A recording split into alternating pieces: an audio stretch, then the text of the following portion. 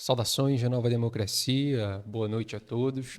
Meu nome é Henrico de Gregório, sou jornalista do jornal Nova Democracia e apresentador aqui do Plantão Palestina, também apresentador do programa A Propósito.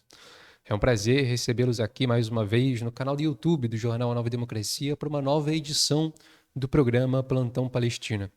Hoje, a gente vai seguir analisando os desenvolvimentos da grande operação que o Hezbollah fez contra o Estado sionista de Israel nesse final de semana, em retaliação ao assassinato por Israel do líder libanês Fouad Shukr no final do mês passado. Foi uma operação de grande magnitude que mostra ali as capacidades da resistência nacional libanesa no terreno do Oriente Médio e também a sua fidelidade à causa palestina. Hoje a gente vai fazer um programa um pouco mais enxuto, focado nessa análise, mas ainda muito importante, porque isso é um desenvolvimento importante ali na guerra regional, com capacidades para se ampliar ainda mais. Antes de passar ao fato em si, a gente começa com o nosso comentário editorial. A resposta do Hezbollah a Israel nesse final de semana mostra um desenvolvimento das operações da resistência anti-imperialista árabe no Oriente Médio. Israel, ao mentir sobre os impactos da operação, tenta preservar a sua imagem e desmoralizar as capacidades da resistência nacional libanesa, ao mesmo tempo que tenta evitar um cerco ainda maior contra si ao desatar uma guerra regional e direta contra o Hezbollah. Mas os impactos causados e comprovados pelo Hezbollah, bem como a própria decisão do grupo libanês em responder Israel após o assassinato do líder libanês Fouad Shukr e a unidade dos anti-imperialistas do Líbano com a Palestina em cenário tão importante e tão crítico, já mostram a ofensiva das forças populares no Oriente Médio e a posição passiva e derrotada da entidade sionista. É isso que vamos analisar aqui no programa Plantão Palestina de hoje. A nossa primeira matéria é que o Hezbollah e o Hamas anunciaram vitória da operação libanesa contra o Estado sionista de Israel. Os fatos são que, após o final da operação de retaliação do Hezbollah contra o Estado sionista, o líder do grupo de resistência libanesa Hassan Nasrallah anunciou o triunfo da operação contra Israel. Ele adendou que essa foi somente a primeira fase da operação e que uma segunda fase não está descartada. Em tom semelhante e expressando a unidade da resistência anti-imperialista árabe, o porta-voz das brigadas Al-Qassam, organização militar do Hamas, parabenizou o Hezbollah pelo que chamou de operação de resposta inicial e enfatizou que a operação demonstra uma mudança significativa do campo estratégico para Israel desde o início da Operação Dilúvio de Al-Aqsa. O Abu Obeida, porta-voz das brigadas Al-Qassam, acrescentou também que não há esforços de Israel que possa deter as operações das diferentes frentes da resistência no Oriente Médio. A gente vê que com esses pronunciamentos a resistência demole as mentiras sionistas sobre a operação libanesa.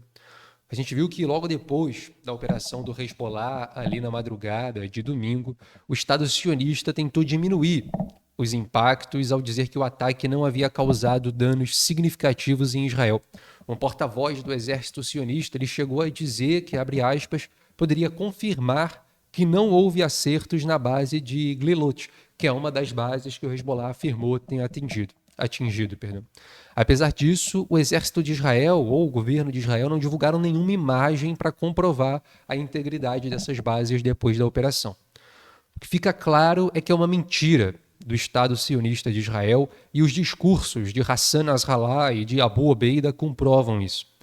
Além disso, todos sabem que é uma prática antiga e sistemática que o exército israelense tem de tentar diminuir os danos causados pela resistência por mentiras. Mentem sobre as bases impactadas, mentem sobre os números de soldados mortos, mentem sobre os números de soldados feridos, e isso já está comprovado por vídeos, por imagens, por pronunciamentos das organizações da Resistência Nacional Palestina e também pelas análises de especialistas sobre o tema.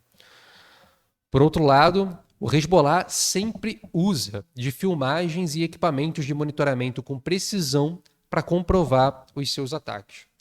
A conclusão é que o Hezbollah atingiu os objetivos com êxito, causando danos militares contra o Estado sionista de Israel, uma vez que atingiu múltiplas bases no território ocupado pelo Estado sionista, e também danos políticos significativos, uma vez que depois do ataque, os representantes de diferentes cidades ali do norte de Israel afirmaram que vão boicotar o governo de Netanyahu até que a situação seja resolvida.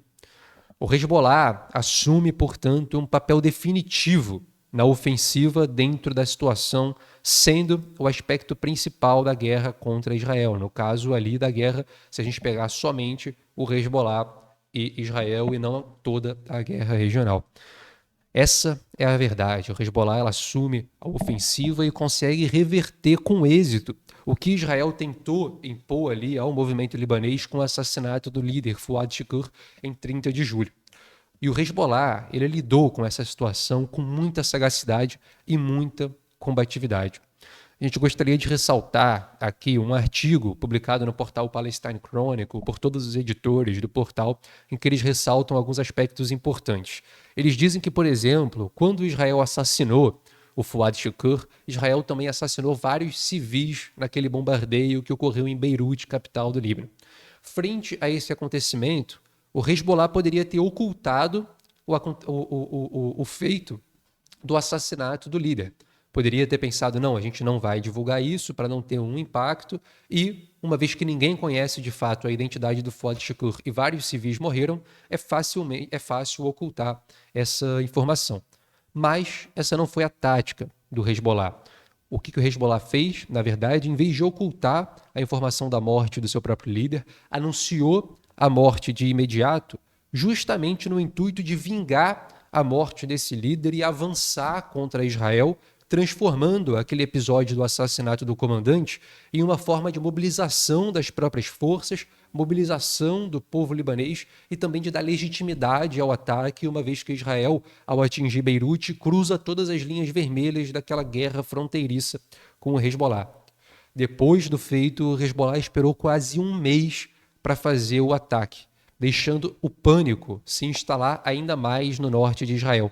Ao longo desse mês foram vários os eventos de evacuação, estados de emergência que ficaram ali no norte de Israel. E, assim como o Irã declarou há um tempo atrás, o Hezbollah concorda que a espera é parte do castigo. E quando finalmente o Hezbollah atacou, depois de toda essa guerra psicológica, lançou mais de 300 foguetes, também lançou vários drones e atingiu bases importantes, como a base de Meron, a posição de artilharia de Negev Ziv, a posição de artilharia Zaura e o quartel Ramot Naftali, além de outras bases importantes no norte de Israel. Esse artigo que a gente se referiu aqui do portal Palestine Chronicle, que a gente inclusive vai traduzir e publicar no portal anovademocracia.com.br, ele diz que, entre aspas, de muitas maneiras, isso reflete a crescente confiança da resistência libanesa em sua capacidade de igualar a escalada israelense com uma escalada ainda maior, negando a Tel Aviv qualquer tipo de influência política ou vitória no Líbano. Assim como a resistência de Gaza também negou a vitória de Israel na faixa de Gaza. É um acontecimento muito importante, porque, de fato, quando o Hezbollah assume a morte da sua liderança, não deixa que isso impacte o povo libanês ou a resistência libanesa com sentimento de derrotismo. E faz isso de um acontecimento para responder Israel num nível maior, o que o Hezbollah está fazendo, de fato, eu não vou deixar que as decisões e os ataques de Israel impactem aqui na política ou em algum sentimento de vitória israelense sobre o Líbano. Isso também é visto, como o artigo aponta, lá na faixa de Gaza. Afinal, a gente pode retomar aqui o assassinato do líder palestino Ismail Haniyeh, no Irã, assassinado por Israel, e que, naquele momento, se a resistência nacional palestina não tivesse operado com sagacidade e combatividade, poderia ter deixado um espaço aberto para sentimentos de derrotismo ali na frente. O que o Hamas faz? Elege rapidamente um novo líder, o Yahya Sinwar, demonstrando uma grande unidade das suas fileiras e mantém as suas atividades, inclusive realizando outras operações no núcleo de Tel Aviv, outras operações importantes, demonstrando que Israel, apesar das covardias e dos assassinatos significativos, não impactaria os feitos da resistência nacional palestina. Ao mesmo tempo, a gente vê aqui também uma certa síntese que quando Israel assassinou Fuad Shukr, o Hezbollah usou desse fato para ampliar a guerra contra Israel, mostrar a sua capacidade bélica e mobilizar o povo. Ou seja, partir à ofensiva na guerra. Em vez de ser colocado na defensiva, atuar com combatividade, sagacidade e ir para a ofensiva. Por outro lado, nesse final de semana, quando Israel foi atingido pelo Hezbollah, ele tenta diminuir os impactos dos ataques, falando que as bases não foram atingidas e por aí vai. E por que Israel faz isso? Porque Israel está sendo pacífico e não quer ampliar a guerra? Não. Israel faz isso por estar numa defensiva na situação atual da guerra. Porque Israel sabe que se admitir os danos, vai ter que dar uma resposta ao Hezbollah à altura dos danos que sofreu. Só que se fizer isso, corre o risco de lançar mais água no moinho da guerra regional e guerra total contra Israel. Só que Israel contra o Hezbollah, perdão. Só que Israel sabe que não pode, com uma guerra total contra o Hezbollah, ao mesmo tempo que enfrenta os palestinos na faixa de Gaza, os palestinos na Cisjordânia, as operações do Iêmen no Mar Vermelho e também a mobilização das forças anti-imperialistas no Iraque, e ainda não recebeu a resposta do Irã pelo assassinato do líder do Hamas, Ismail Haniyeh. E esse artigo do Palestine Chronicle, ele conclui, então, com as seguintes informações. Enquanto o governo israelense de Benjamin Netanyahu está agora ocupado comemorando o restabelecimento da chamada dissuasão na frente norte, os militares israelenses, muitos na imprensa e analistas políticos também, sabem que o oposto é verdadeiro. Isto é, foi Israel que perdeu o seu poder de dissuasão no Líbano e, se as coisas continuarem a piorar para o exército israelense, esse tempo pode durar para sempre. Então é um artigo muito importante e também a gente soma aqui com a análise também do jornal A Nova Democracia, do programa Plantão Palestina, para sinalizar que, de fato, o que aconteceu nesse final de semana é um desenvolvimento importante da guerra regional, da guerra anti-imperialista e anti-sionista no Oriente Médio, e que tudo sinaliza para ampliação e maior consolidação dessa guerra regional com as forças populares, com as forças anti-imperialistas na ofensiva contra o Estado sionista, isso apesar de todos os crimes e barbáries que o Estado sionista possa cometer para tentar fingir que não está desmoralizado, derrotado, seja no campo militar, seja no campo político, seja no campo econômico. Bom, isso é o que a gente queria ressaltar aqui dessa primeira pauta. E antes de passar aqui para o final do nosso programa, como eu falei, hoje é um programa mais curto para a gente focar mesmo nessa situação do Hezbollah, eu queria compartilhar aqui com vocês uma matéria que a gente publicou recentemente no portal anovademocracia.com.br para que vocês possam acessar, para que vocês possam ler e também conferir o texto que eu acho que muitos de vocês vão gostar. O texto é Guerra de Túneis da China e Vietnã ao Oriente Médio. É uma reportagem que o jornal A Nova Democracia fez que retoma o desenvolvimento das guerras de túneis desde as experiências do Exército Vermelho da China contra a guerra de invasão japonesa, passando depois a guerra anti-imperialista do Vietnã contra os Estados Unidos e mostra como que essas técnicas chegaram lá no Oriente Médio e foram apropriadas ali pela resistência nacional palestina, isso é, como os palestinos olharam para essa técnica, essa tática da luta de guerrilhas e passaram a aplicar de forma criadora ali dentro das suas próprias condições particulares. Nessa reportagem, a gente aqui do jornal entrevistou especialistas sobre o tema, como o pesquisador Alberto Garcia Molimero, lá da Universidade de Granada, na Espanha, e que atualmente mora em Cuba.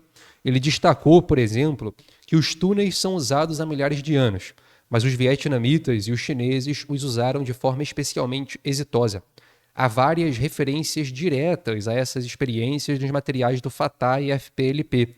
A influência geral do contexto da época em que havia um campo socialista, as conexões diretas e o reconhecimento dessa inspiração constatam esse diálogo direto e indireto entre os diferentes cenários. ele conclui também que o êxito da estratégia da luta guerrilheira estava muito inspirada na China e Vietnã. Ambos os países asiáticos eram uma grande inspiração global para os revolucionários do mundo, muito mais que a União Soviética. Isso se deve a vários fatores, entre eles a essência do maoísmo. E ele completa que tanto Mao, com sua concepção de guerra popular, quanto os vietnamitas demonstraram que era possível derrotar um inimigo infinitamente superior, como o imperialismo, desde que se mobilize o povo para a causa. A gente entrevistou também o Dr. Renzi Baroud, que é editor do portal Palestine Chronicle e conselheiro editorial do jornal Nova Democracia. A gente entrevistou ele sobre o desenvolvimento da Guerra de Túnez e ele contou para a gente, e isso está ali na reportagem para todos vocês conferirem, que as construções ali dos túneis na faixa de Gaza, elas começam depois de um acordo entre Egito e Israel que divide o território de Rafah entre a Rafah egípcia e a Rafah palestina. Isso divide muitas famílias palestinas e começa ali a construção de túneis, na verdade, inicialmente para razões econômicas e depois militares. E aí, com o passar do tempo e com a ampliação do cerco de Israel contra a faixa de Gaza, esses túneis passam a ser utilizados de forma cada vez mais militar. Um grande feito, que foi um dos primeiros usos mais exitosos dos túneis, foi o sequestro do militar Gilad Shalit, do militar israelense, no caso, pelas forças de resistência nacional em 2006. O Gilad Shalit fica preso pela resistência nacional palestina, capturado em cativeiro, até o ano de 2011, quando os palestinos conseguem trocá-lo por cerca de 1.000 prisioneiros palestinos, dentre eles o Yahya Sinwar, que foi, anos depois, o arquiteto do dilúvio de Al-Aqsa e hoje o líder do Hamas. Tudo isso é contado ali nessa reportagem, nesse artigo, e a gente encoraja que todos vocês acessem o portal anovademocracia.com.br, procurem aí a reportagem Guerra de Túneis da China e Vietnã ao Oriente Médio, ela está aqui na seção de luta anti-imperialista, e vocês confiram lá a reportagem. Bom, eu agradeço a participação de todos vocês aqui no Plantão Palestina. Eu sei que hoje foi uma edição um pouquinho mais enxuta, mas é porque a gente realmente quer ressaltar a importância aqui desse acontecimento recente no Oriente Médio. Agradeço a participação de todos vocês e espero vocês amanhã numa edição do programa A Propósito e, quiçá, a depender do Hezbollah, do Hamas e do desenvolvimento na Palestina, também uma edição do programa Plantão Palestina. Meu nome é Henrico de Gregório, eu sou jornalista do jornal A Nova Democracia, apresentador aqui do canal de YouTube do jornal, e desejo a todos uma boa noite e um excelente descanso.